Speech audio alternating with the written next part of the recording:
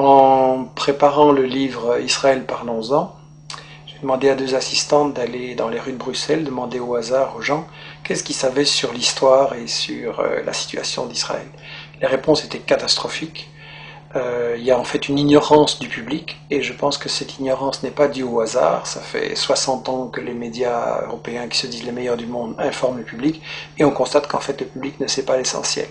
Je pense que c'est dû à une opération de propagande israélienne relayée par les médias, et je l'ai résumé dans ce que j'ai appelé les 10 grands médias mensonges qui justifient Israël.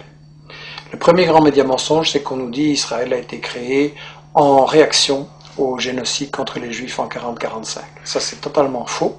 En fait, c'est un projet colonial qui est bien plus vieux, qui a été décidé au congrès de Bâle en 1897. Le mouvement nationaliste juif décide de coloniser la Palestine. À ce moment-là, on emploie le mot colonialisme, il n'est pas du tout honteux. Et ils font appel aux puissances coloniales de l'époque pour ce qu'ils se rendent compte qu'ils ont besoin d'être protégés. Il demande à l'Empire turc qui n'est pas intéressé, mais l'Empire britannique, lui, est très intéressé parce qu'il veut absolument avoir des colons qui vont être installés là au milieu du monde arabe, entre la partie ouest et la partie est. Ils veulent affaiblir l'Égypte, qui est une puissance qui les inquiète. Ils veulent contrôler le canal de Suez, qui est la route vers la colonie des Indes, qui leur apporte énormément. Ensuite, les États-Unis vont prendre le relais. Eux, ce qui les intéresse, c'est le pétrole. Ils veulent un flic du pétrole. Et donc, création coloniale d'Israël ne date pas du tout de 40-45, c'est bien plus tôt, c'est un projet colonial. Il faut rappeler qu'à l'époque, les puissances coloniales européennes se partagent l'Afrique comme un vulgaire morceau de gâteau. Il y a une conférence à Berlin en 1885 avec l'Angleterre, la France, le Portugal, la Belgique, l'Allemagne. On se partage l'Afrique comme un vulgaire gâteau. Il n'y a évidemment aucun Africain qui est invité, je veux dire.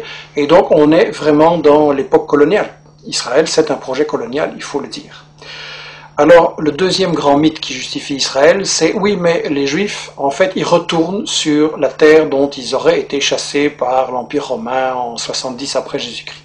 Ça, c'est aussi un mythe total, parce que, en fait, j'ai interviewé dans ce livre l'historien Shlomo Samb, qui a lui-même interviewé les historiens, les archéologues israéliens, et tout le monde dit non, il n'y a pas eu d'exode, et donc il n'y a pas de retour. En gros, les populations, elles sont restées là, elles n'ont pas bougé. Bien sûr, il y a eu des invasions, des migrations, des mélanges, mais en gros, elles n'ont pas bougé, les populations. C'est qu'il y a deux conséquences cocasses. La première, c'est que, au fond, les descendants des Juifs de l'époque de Jésus-Christ, c'est les Palestiniens qui vivent là aujourd'hui, maintenant. Et la deuxième conséquence, c'est que, alors, s'il n'y a jamais des gens qui sont partis, quels sont ces gens qui nous disent qu'ils reviennent? En fait, ce sont des convertis, des Européens de l'Est, de l'Ouest, des Maghrébins, qui se sont, à différents moments, pour différentes raisons, convertis à la religion juive. Et en fait, comme dit Shlomo Samb, le peuple juif, ça n'existe tout simplement pas. Il n'y a pas d'histoire commune, il n'y a pas de langue commune, il n'y a pas de culture commune, il y a juste une religion.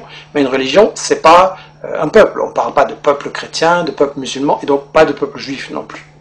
Alors, le troisième grand mythe, c'est l'idée que, en fait, c'est pas grave s'ils se sont installés là en Palestine pour coloniser, parce que nous dit-on, c'était un désert, c'était une terre sans peuple, donc c'était vide. Ça aussi, c'est un mensonge total.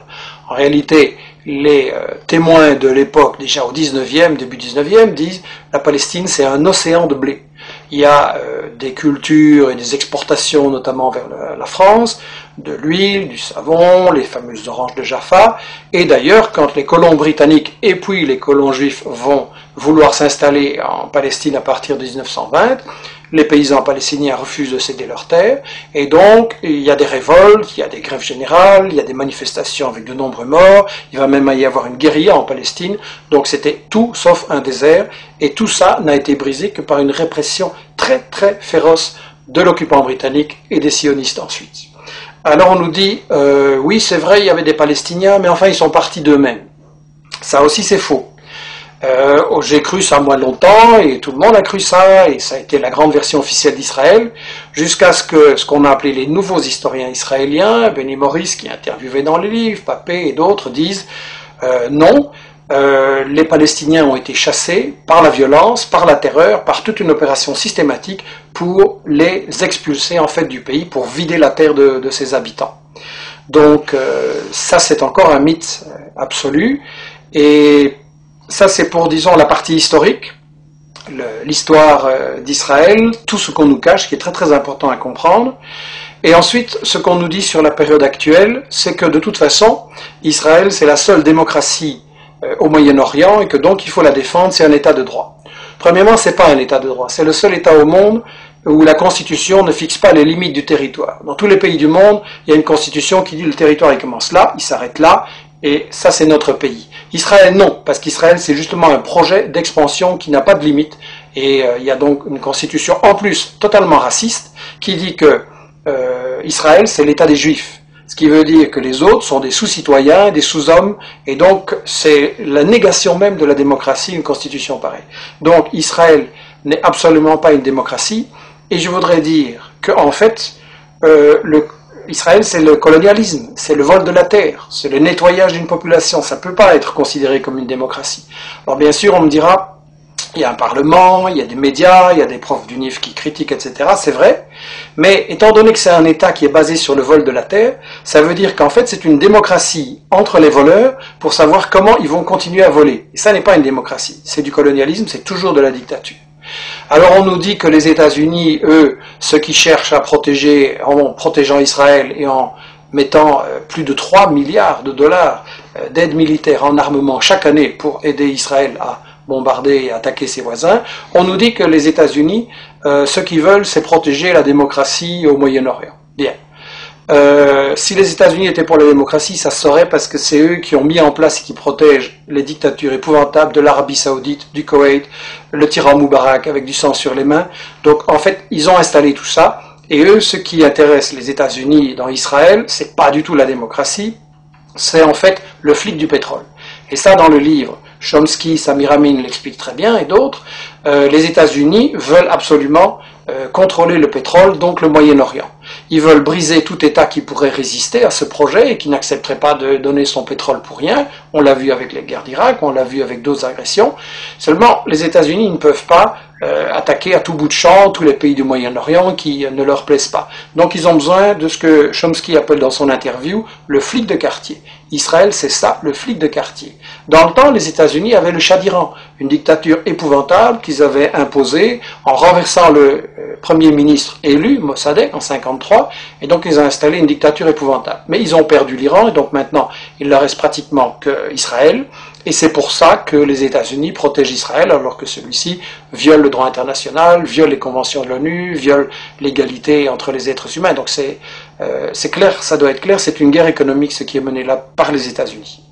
Alors l'Europe, elle se prétend plus neutre, elle prétend qu'elle est à la recherche d'une solution entre les Israéliens et les Palestiniens. C'est absolument faux.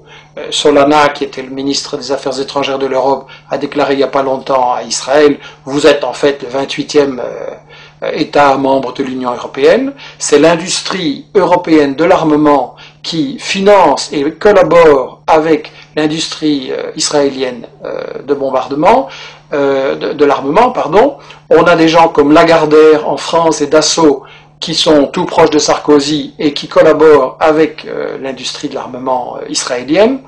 Et en plus, lorsque les Palestiniens ont élu leur gouvernement, l'Union européenne a refusé de le reconnaître. Elle a clairement donné le feu vert à Israël pour bombarder Gaza.